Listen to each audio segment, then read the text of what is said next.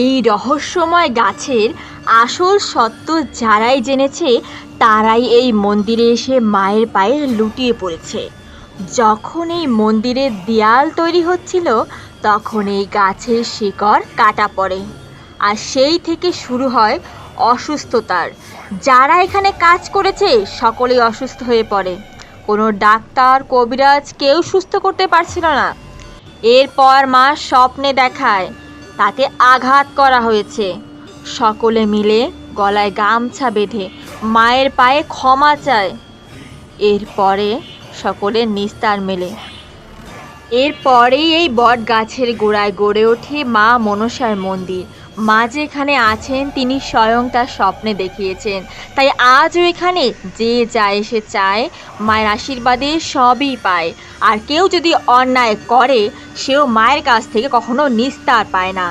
এই যে মা কালীর মন্দির দেখছেন এটি কিন্তু আজকের নয়, শত বছর পুরনো মন্দির। এই মন্দিরে হাওয়া বাতাসেও অনেক রোগ ভালো হয়ে যায়। চলুন জেনে নেই এই মন্দিরের সত্য ঘটনা। ওই যখন ওই ওয়াল করবে তখন ওই যে ওই দিকে নিচে বর্গা বসাবে, খুঁজতে হবে। ওই সময় কাটলে এবার শিকড় বাইরে ছিল।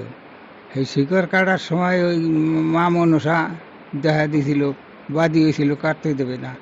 তারপর সবাই মিল গিয়ে আজকে বসকে গলায় কাপড় টুকুন লইয়ে বসকে মার কাছে ক্ষমা চাইছে, মা এই কাজ তো আমাকে জন্য না, তো তোমাদের জন্যই করা, তাই আমাকে ক্ষমা করে দাও। আমরা যদ্দূরতে করছি অন্যায় আর করবো না। সেটাই ওখানে অল্পের মধ্যে কাজ করছিল, বেশি দূর কাটছিল না। কিন্তু মায়ের এই সমস্ত অনেকবার অনেকজনের দেখাও দিছে অন্যায় করা হয়। এমনকি এই এই বট পাতা এই নিয়ে ওনরা জাল দিতে নিছে, হ্যাঁ তো ওনরা সমস্যায় করছে। শেষে আজকে আবার মায়ের দ্বারে মাপ চাইছে যে আমরা অন্যায় করছি। এই মা জাগৃত, এটা ঠিকই।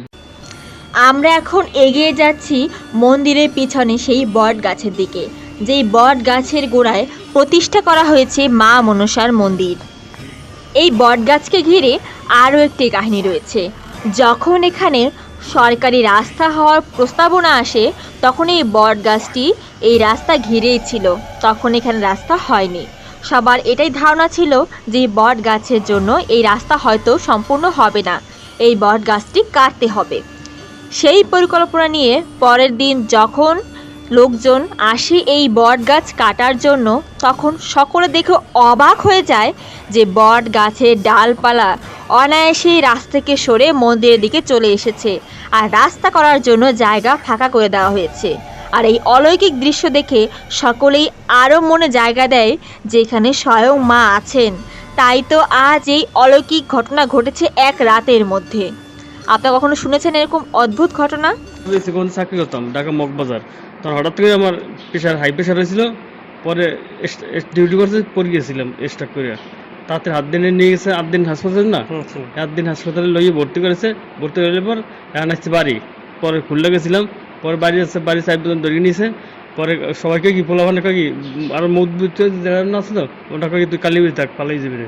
কালীবাড়ি আস্থা নিয়েছি, আস্থাটুকু সুস্থ আর কি, বুঝলেন। মানে মায়ের আশীর্বাদে আপনি এখানে থাকতেছেন এবং আস্তে আস্তে মায়ের সুস্থ দিকে উন্নত হইতেছি। হয় এই মন্দিরটিকে বড় কালীবাড়ি বলা হয়। এটি রয়েছে গোপালগঞ্জ কোটালীপাড়া দিঘলিয়া বড় কালীবাড়ি, যেখানে 7টি বড় বড় গ্রাম নিয়ে এই মন্দিরে পুজো হয়। প্রতিদিন এক এক গ্রাম পূজা করে, পুরো 1 মাস ব্যাপী মায়ের পুজো হয়। এছাড়া তো মায়ের নিত্য পূজা রয়েছেই। সেই 1 মাস ব্যাপী প্রতিদিন এখানে প্রায় হাজার হাজার ভক্তের আগমন ঘটে, কারণ সকলে এখানে এসে মায়ের আশীর্বাদে কিছু না কিছু পেয়েছে। তাই তো মায়ের কাছে সবাই বারবার ছুটে আসে।